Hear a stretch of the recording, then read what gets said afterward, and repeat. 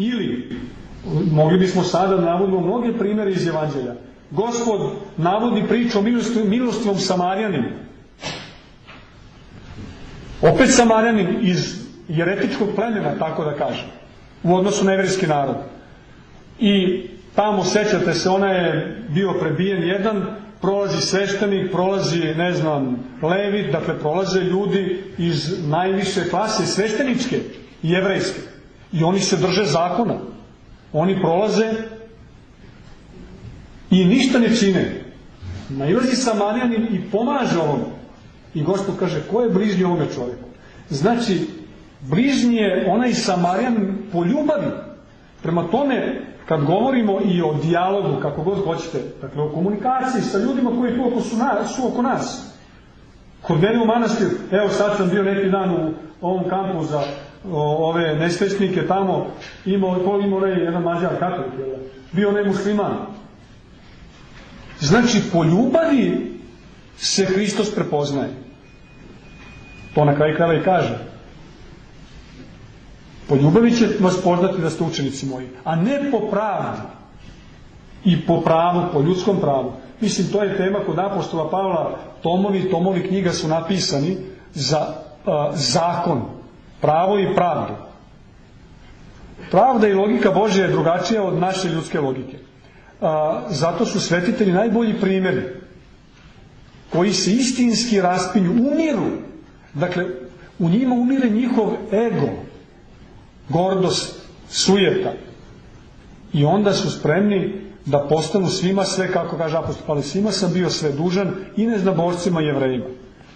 Apostol Pavle je išao i propovedao kako je na kraju krajeva postala i nastala crkva. Uvek je bilo oni koji su se odvajali, su prošli crkvu. Ali on išao i posle njega apostoli drugi, i posle njega episkopi drugi i tako dalje i tako dalje. Znači, naravno da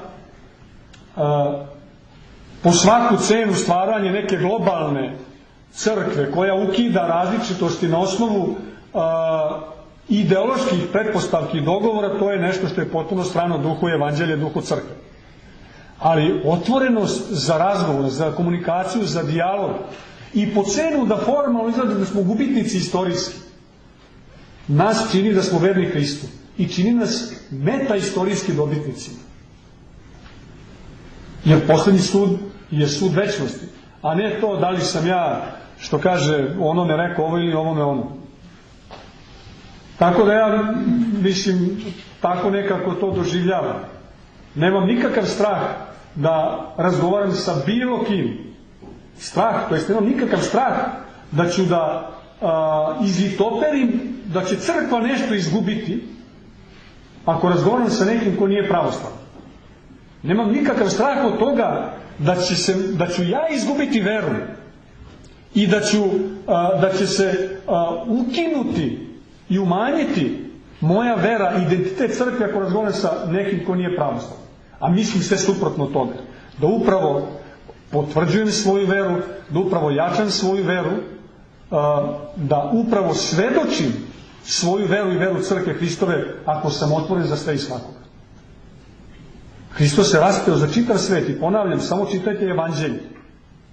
U svakoj varijanti je Hristos puštao one koji su kroz pokajanje i smirenje pristupali njemu, a osuđivao one koji su se pozivali na zakon Božji da bi sebe promovisali. Jer to je naš problem često. Mi svoju nesigurnost i svoj egoizam i svoju sujetu pokrivamo navodnim pravilima i kanonima, tumačeći ih po svojoj meri, po svom kalupu. Oprostite, eto toliko. Slušali ste, poštovani